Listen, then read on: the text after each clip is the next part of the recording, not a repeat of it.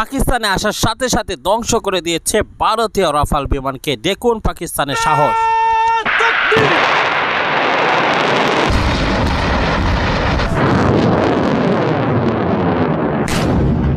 পারমাণবিক অস্ত্র ব্যবস্থাপনা নিয়ে জরুরি বৈঠক ডেকেছেন পাকিস্তানের প্রধানমন্ত্রী শেহবাজ শরীফ।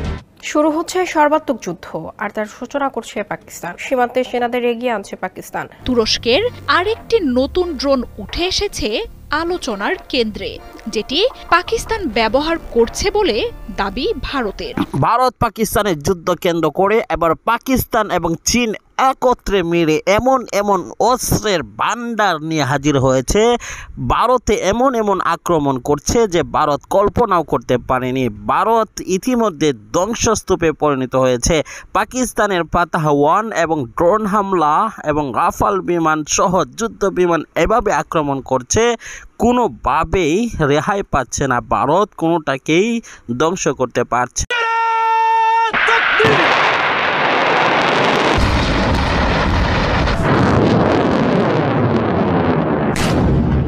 পারমাণবিক অস্ত্র ব্যবস্থাপনা নিয়ে জরুরি বৈঠক ডেকেছেন পাকিস্তানের প্রধানমন্ত্রী শেহবাজ শরীফ।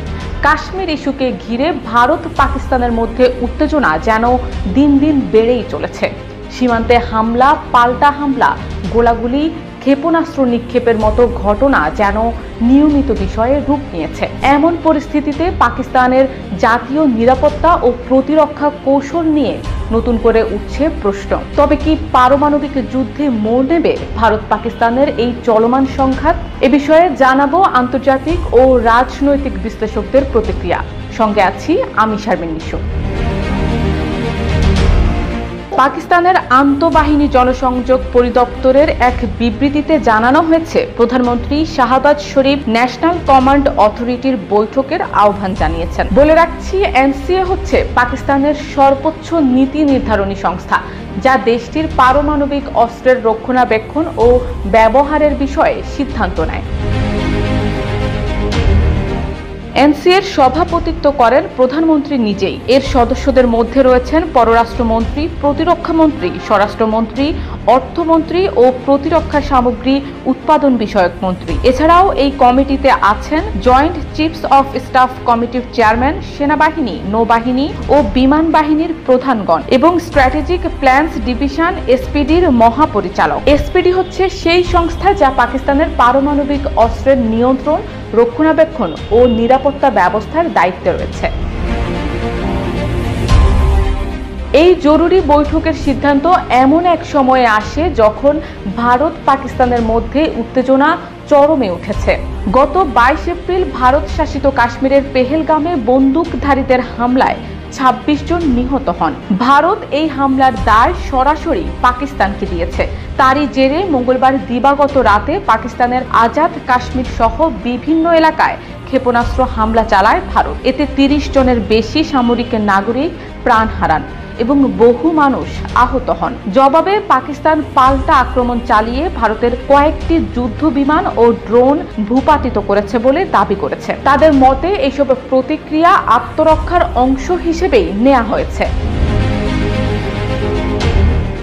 দুই পারমাণবিক শক্তিধর দেশের এমন সামরিক উত্তেজনা আন্তর্জাতিক অঙ্গনে বড় ধরনের উদ্বেগ সৃষ্টি করেছে। জাতিসংঘ, ইউরোপীয় ইউনিয়ন, চীন ও যুক্তরাষ্ট্র ইতোমধ্যেই শান্তিপূর্ণ সমাধানে উভয় দেশকে সংযম দেখানোর আহ্বান জানিয়েছে। এই প্রেক্ষাপটে বিশ্লেষকরা বলছেন, পাকিস্তানের এনসিএ বৈঠক মূলত একটি বার্তা।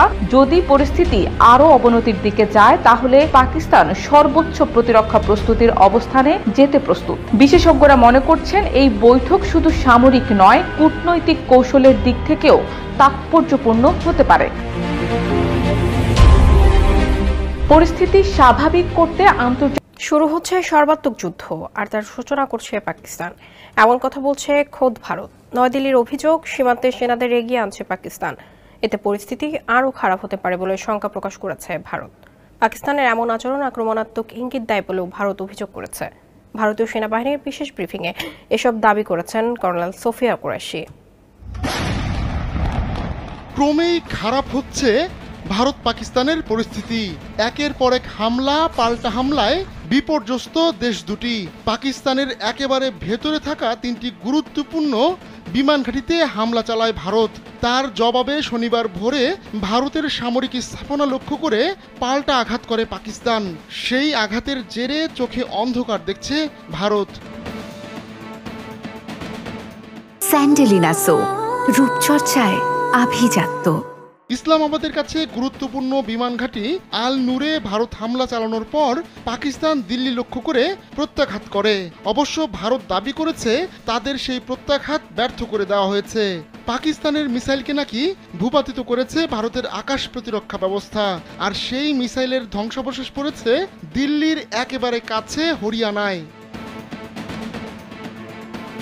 তবে শনিবার কর্নেল সোফিয়া বিশেষ ব্রিফিংয়ে আরও গুরুতর অভিযোগ তুলেছেন। তিনি জানান পাকিস্তানের সেনাবাহিনী তাদের সৈন্যদের সামনের দিকে এগিয়ে নিয়ে আসছে। তার ভাষায় এটা পরিস্থিতি আরও খারাপ করার আক্রমণাত্মক অভিপ্রায়ের ইঙ্গিত বহন করে। এমত অবস্থায় ভারতীয় সশস্ত্র বাহিনীও উচ্চ পর্যায়ের অপারেশনাল প্রস্তুতিতে রয়েছে বলে জানান এই কর্মকর্তা। কর্নেল সোফিয়া বলেন, সব প্রতিকূল পদক্ষেপ কার্যকরভাবে প্রতিহত করা হয়েছে, যথাযথভাবে প্রতিক্রিয়া জানানো হয়েছে। যদি পাকিস্তান সেনাবাহিনী এর প্রতিশোধ নেয় তবে ভারতীয় সশস্ত্র বাহিনী উত্তেজনা না বাড়ানোর প্রতিশ্রুতি পুনর্ব্যক্ত করছে। তবে ভারতের সঙ্গে সীমান্তের কাছে সৈন্যদের এগিয়ে নেওয়া হচ্ছে কিনা সে বিষয়ে এখনও কোনো মন্তব্য করেনি পাকিস্তান। বুনিয়ান উন মারসুস নাম দিয়ে শনিবার অভিযান শুরু করে পাকিস্তান। ওই হামলার পর দিশেহারা হয়ে পড়ে ভারত। বিশেষ ব্রিফিংয়ে সে কথা স্বীকার করে নেন কর্নেল সোফিয়া। তিনি জানান, ভারতের বিমান ঘাঁটি লক্ষ্য করে উচ্চগতির ক্ষেপণাস্ত্র ছুড়েছে পাকিস্তান। ভারতের উধমপুর, পাঠানকোট ও ভাতিন্ডায় ভারতীয় বিমান ঘাঁটিগুলোতে পাকিস্তান হামলা চালায়। প্রিয় দর্শক, সম্পূর্ণ ভিডিওটি দেখলেন, বুঝতে পেরেছেন ভিডিওটি গুরুত্বপূর্ণ। বর্তমানে জবাবের অর্ডারকে ফাঁকি দিয়ে একের পর এক হামলা করে এসেছে।